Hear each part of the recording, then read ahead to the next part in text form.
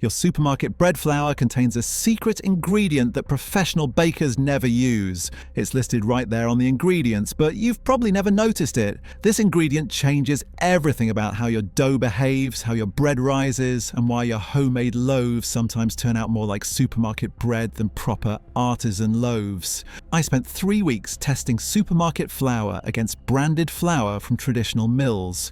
What I discovered explains why your dough feels different, why your bread rises differently, and why some loaves are so soft they collapse when you try to slice them. The difference isn't quality, it's not price, it's formulation. UK supermarkets are engineering flour to behave in specific ways, and they're doing it by adding something you'd never expect. I'm about to reveal exactly what's in your flour, how it changes your bread, why supermarkets do this, and whether you should care. If you bake bread at home, this changes everything. You thought you knew about flour, the ingredient you've never noticed. Pick up a bag of supermarket bread flour. Turn it around. Read the ingredients list. Most people never do this because flour is flour, right? It should just say wheat flour and maybe some added vitamins. But look closer at Tesco Strong White Bread Flour. The ingredients read wheat flour, calcium carbonate, iron, niacin, thiamine, wheat gluten. That last ingredient, wheat gluten, is the secret. Sainsbury's Strong White Bread Flour. Same thing, wheat flour with added wheat gluten. Asda, Morrison's. Virtually every supermarket bread flour in the UK contains added wheat gluten alongside the naturally occurring gluten in wheat flour. Now pick up a bag of Marriage's Strong White Bread Flour, or Shipton Mill, or Dove's Farm. The ingredients, wheat flour, that's it. Maybe some added vitamins because UK law requires it, but no added wheat gluten. This isn't a secret in the sense that it's hidden. It's printed right there on every bag. But it's secret in the sense that nobody reads flour ingredients, nobody understands what added wheat gluten means, and certainly nobody realizes how dramatically it changes your bread. A miller from a traditional flour mill told me, supermarkets add wheat gluten to standardize their flour and boost protein content cheaply. It makes the flour more forgiving and produces results closer to commercial bread. Professional bakers would never use flour with added gluten because it changes the bread characteristics fundamentally.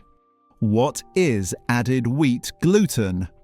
Wheat gluten, also called vital wheat gluten or wheat protein, is a powder extracted from wheat flour by washing away the starch. What remains is concentrated protein, primarily the gluten-forming proteins glutenin and gliadin. This powder is dried and then added back to the flour to increase protein content artificially. 1 kilogram of flour might contain 50 to 100 grams of added wheat gluten, dramatically changing its behavior. Why do supermarkets do this? Several reasons. First, it allows them to use cheaper base wheat and boost the protein content artificially. Second, it standardizes the flour behavior regardless of wheat quality variations from harvest to harvest.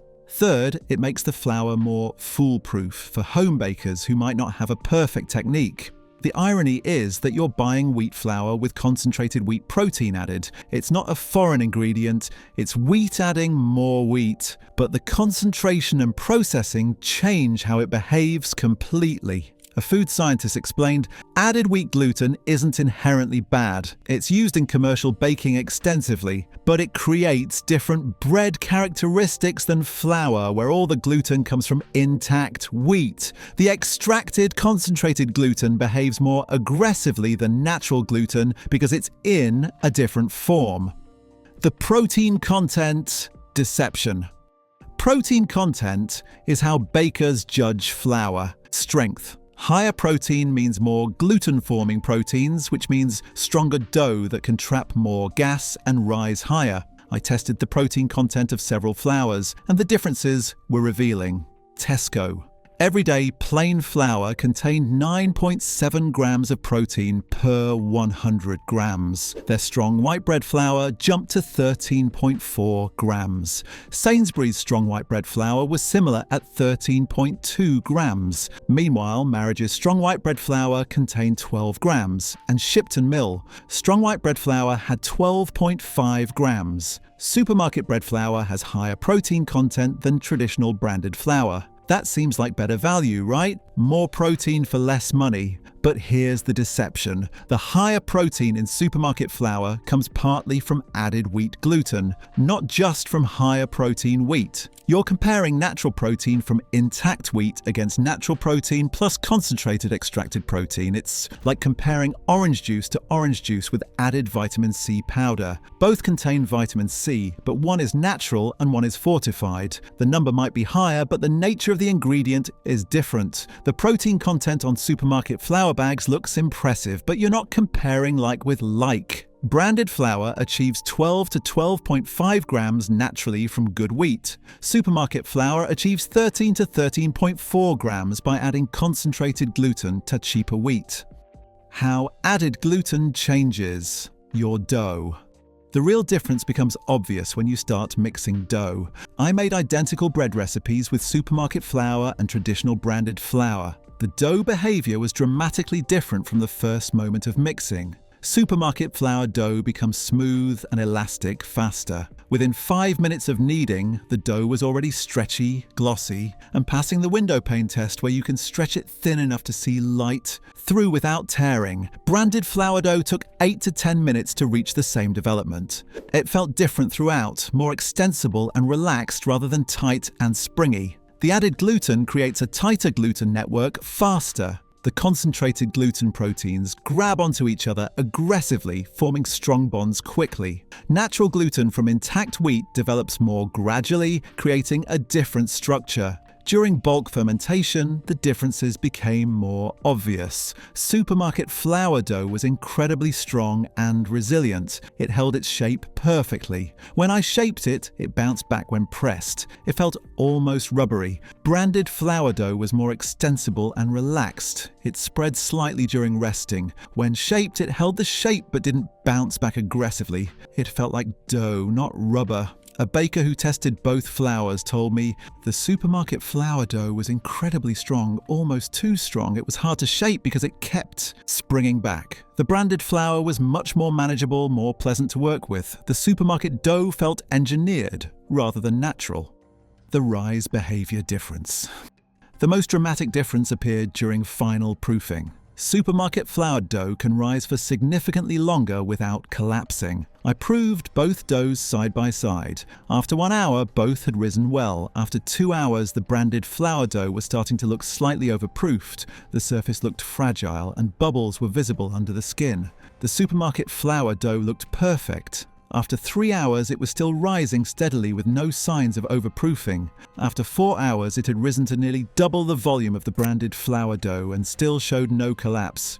I baked both at their optimal proofing points. The branded flour made a beautiful loaf with good rise and open crumb. The supermarket flour made an enormous loaf, at least 30% larger volume from the same amount of flour. But here's where it gets interesting. The supermarket flour loaf was incredibly light and fluffy, almost too light. When I sliced it, the bread compressed under the knife. When I made a sandwich, the bread squished flat. It was like supermarket sandwich bread, soft, fluffy, and structurally weak. The branded flour loaf had substance. It sliced cleanly. It held sandwiches without compressing. It had character and texture. It was recognizably artisan bread. My family preferred the supermarket flour loaf. It's like shop-bought bread, one said approvingly. They didn't realize that was exactly the problem. It was engineered to taste like commercial bread because it was made with the same type of flour commercial bakeries use. The texture and crumb structure.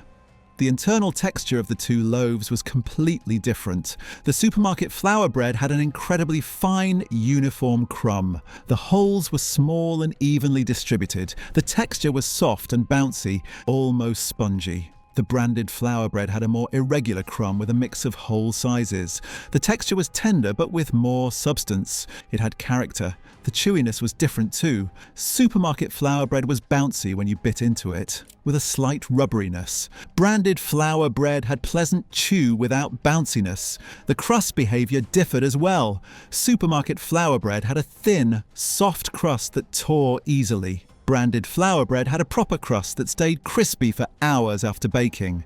These differences come directly from the added gluten. Concentrated wheat gluten creates a very tight, strong gluten network that traps more gas and creates fine, uniform texture. Natural gluten creates a less uniform but more characterful texture.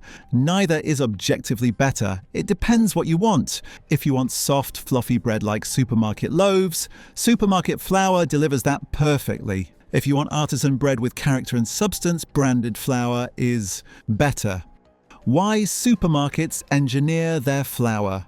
Supermarkets aren't trying to deceive you. They're trying to create flour that works reliably for home bakers who might not have perfect technique. A supermarket buyer explained, "We add wheat gluten because it makes our flour more forgiving. Home bakers don't always need enough, or they use warm water and over-ferment, or they don't shape properly." Added gluten compensates for these mistakes. The flour still produces acceptable bread even when technique isn't perfect. It's the same reason supermarket flour contains added vitamins and minerals. UK law requires fortification, dating back to rationing in 1941 when bread was a critical nutrition source. Calcium carbonate, iron, niacin and thiamine are added to all white flour by law, but added wheat gluten isn't legally required. It's a choice supermarkets make to engineer flour performance. The commercial advantage is significant. Supermarkets can use cheaper wheat and markets boost protein content artificially. They can standardize flour behavior across different wheat harvests. They can create flour that produces consistent results regardless of user skill level. For home bakers who struggle with bread, supermarket flour is actually helpful. It's very forgiving. It produces reliable results. The bread rises well and looks impressive even if the technique isn't perfect. But for experienced bakers who want control and character, supermarket flour can be frustrating. The aggressive gluten development limits how far you can take fermentation. The uniform texture lacks the irregularity that makes artisan bread interesting. The cost factor. Here's where it gets interesting from a value perspective. Supermarket bread flour costs around £1 for 1.5 kilograms. Marriages or Shipton Mill costs around £3 for 1.5 kilograms. Supermarket flour is 1/3 the price of premium branded flour. That's a massive difference, but what are you actually getting? Supermarket flour is made from cheaper wheat with added concentrated gluten to boost protein content. Premium branded flour uses better quality wheat where the protein content is naturally higher without additions. In terms of raw performance, how high your bread rises, how much volume you get, supermarket flour actually performs better because the added gluten is so aggressive. You get bigger loaves from the same amount of flour. But in terms of bread character, texture, and artisan quality, branded flour is superior. The bread tastes better, has a better texture, and is more interesting to eat. So the value question depends on what you're optimizing for. If you want maximum volume and soft texture for minimum money, supermarket flour wins. If you want bread that tastes and feels like real artisan bread, premium flour wins despite costing 3 times more. A professional baker told me I would never use supermarket flour for my bakery. The bread wouldn't taste right. But for home bakers on a budget who want reliable results, there's nothing wrong with it. It's engineered for a purpose, and it serves that purpose well. The gluten-free confusion. While investigating flour ingredients, I discovered widespread confusion about what gluten-free flour actually is. Multiple people told me they thought gluten-free flour was wheat flour with the gluten removed. This is completely wrong. Gluten-free flour contains no wheat at all because you can't remove gluten from wheat and still have functional flour. Gluten is what makes wheat flour work for bread. Gluten-free flour is made from completely different ingredients: rice flour, tapioca starch, potato starch, and usually xanthan gum to mimic gluten's binding properties. This confusion is relevant because if people don't understand what gluten-free flour is, they certainly don't understand what added wheat gluten in regular flour means. When I showed people the ingredients lists of supermarkets, flour versus branded flour, most initially thought added wheat gluten meant the supermarket flour was less natural or more processed. Once I explained it was just concentrated wheat protein from wheat, they understood it wasn't a concerning additive, but they still questioned why it was there. The confusion reveals how little consumers understand about flour. It's just flour, right? But flour is actually a sophisticated ingredient that can be engineered in numerous ways to create specific results. The supermarket flour strategy. My research suggests supermarkets use a base flour and add components to create their entire flour range from one source. Plain flour, base wheat flour with legally required vitamins and minerals, 9.7 grams protein per 100 grams. Self-raising flour, base wheat flour plus baking powder and vitamins, same protein content as plain. Bread flour, base wheat flour plus added wheat gluten plus vitamins, 13.4 grams protein per 100 grams. This strategy makes manufacturing simpler and cheaper. Instead of sourcing different wheat varieties for different flour types, they use one wheat supply and engineer different flours by adding components. Traditional mills do the opposite. They source specific wheat varieties for specific purposes. High protein wheat for bread flour, lower protein wheat for plain flour and pastry flour. The flour characteristics come from the wheat, not from additions. This is why Marriage's bread flour lists only wheat flour in ingredients. It's made from high-protein bread wheat. Supermarket bread flour lists wheat flour wheat gluten because it's made from standard wheat with added protein. Neither approach is wrong. Supermarkets prioritize consistency and cost efficiency. Traditional mills prioritize natural variation and wheat-specific characteristics. What professional bakers use?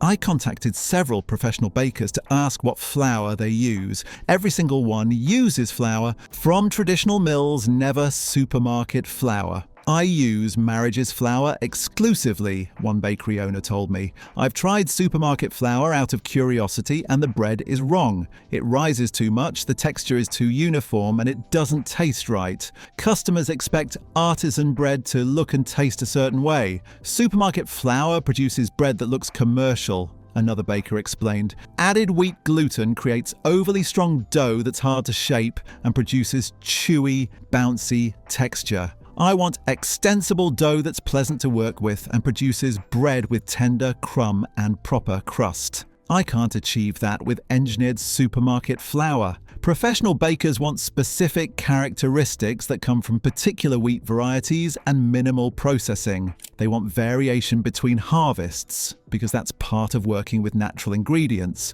They want to control dough development through technique, not rely on aggressive gluten doing the work for them. This doesn't mean supermarket flour is bad. It means it's designed for different purposes. Home bakers who want reliable, foolproof results get that from supermarket flour. Professional bakers who want control and character choose traditional flour.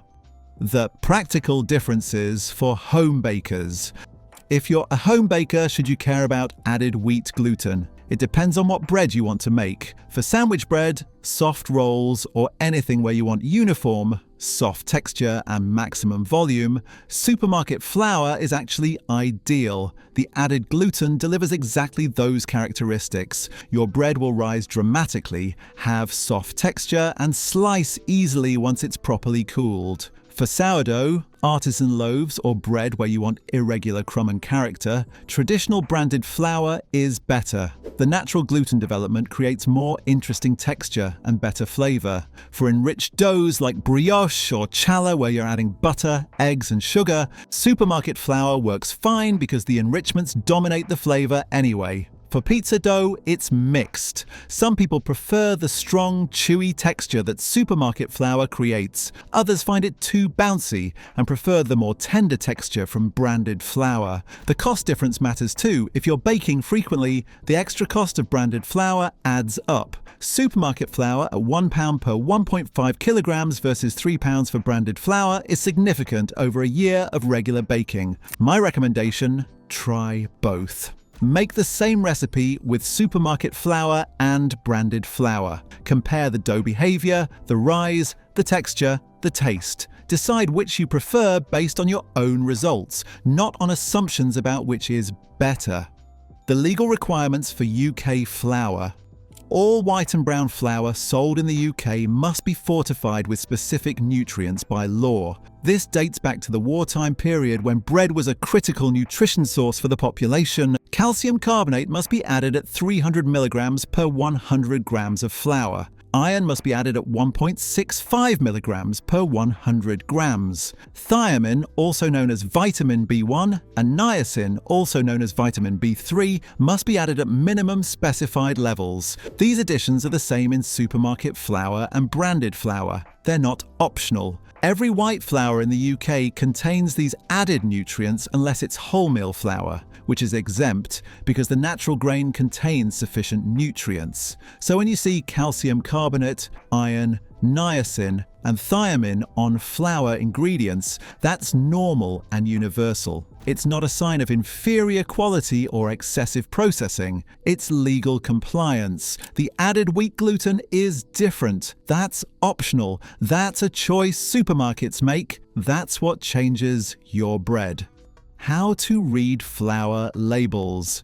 Most people buy flour without looking past the front label. Here's what to check. Ingredients list. This tells you everything. Wheat flour plus legally required vitamins is natural flour. Wheat flour, wheat gluten plus vitamins is engineered flour with added protein. Protein content. This is usually on the back in the nutrition panel. 10 to 11 grams per 100 grams is plain flour. 12 to 12.5 grams is bread flour from good wheat. 13 to 14 grams is likely bread flour with added gluten. Origin. Some flours specify the wheat origin or milling location. Milled in UK from wheat grown in UK suggests more care than generic wheat flour. Milling method. Some traditional flours specify stone ground or roller milled. Supermarket flour never specifies this because it's irrelevant to their engineered approach. Organic certification. Organic flour can't contain added wheat gluten beyond what naturally occurs in the wheat.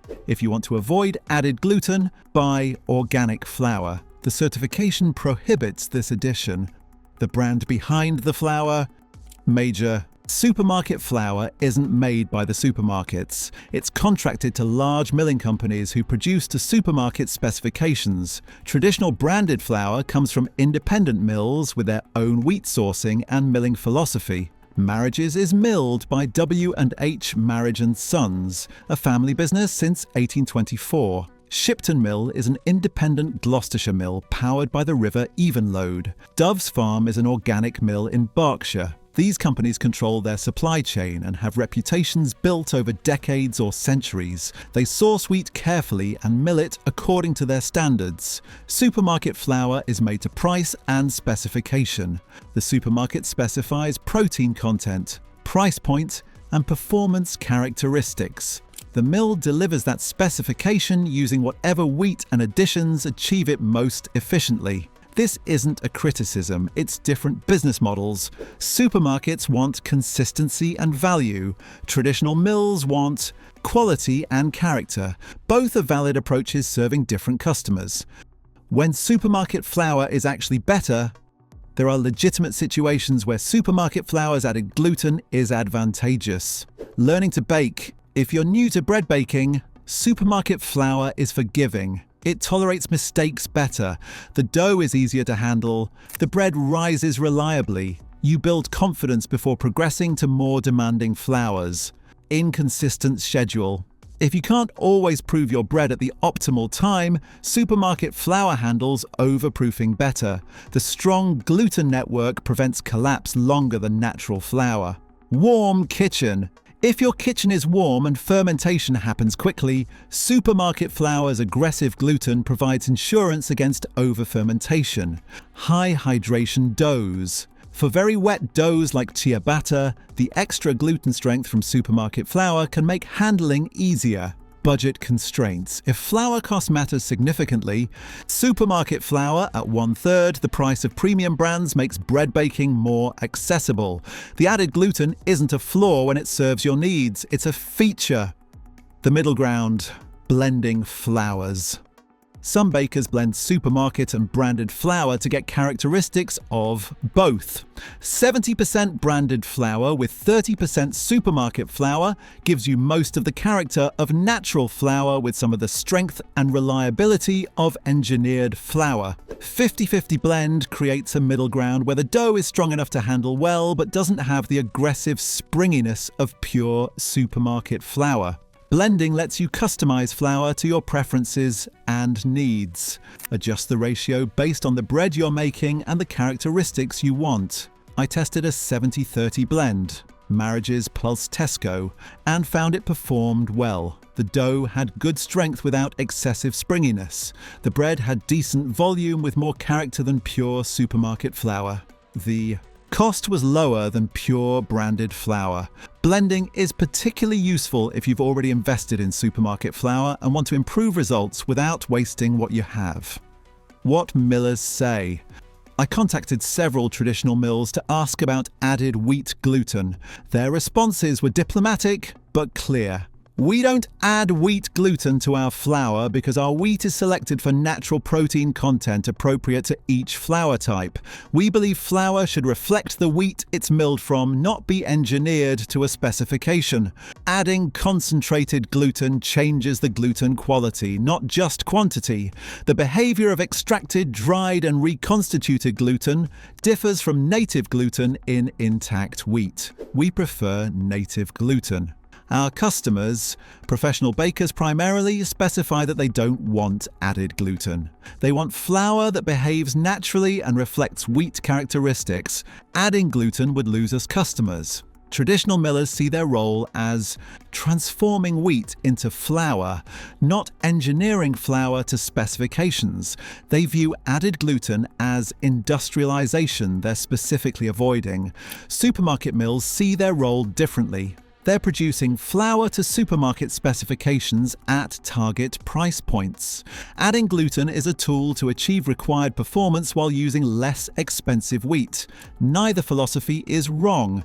They serve different markets with different priorities. So there it is, the not-so-hidden secret of UK flour brands. Supermarket bread flour contains added wheat gluten listed right there in the ingredients. This addition dramatically changes how your dough behaves, how your bread rises, and what texture you get. It's not a health concern. It's not deceptive in any meaningful sense, it's listed clearly in ingredients. It's not even necessarily worse, it's different. Supermarket flour produces soft, fluffy, uniform bread that rises dramatically and looks impressive. It's forgiving for beginners and consistent in results. It's also 3 times cheaper than premium branded flour. Branded flour produces bread with more character, less uniformity, and artisan qualities. It's less forgiving but offers more control. It costs significantly more but delivers noticeably different results. The choice is yours. Now you can make informed decisions about which flour serves your needs. Have you noticed your dough behaving differently with different flours? Have you checked your flour ingredients? Drop a comment below about your flour experiences. And if this video changed how you think about something as basic as flour, share it. Send it to anyone who bakes bread at home, because understanding your ingredients is the first step to baking better bread.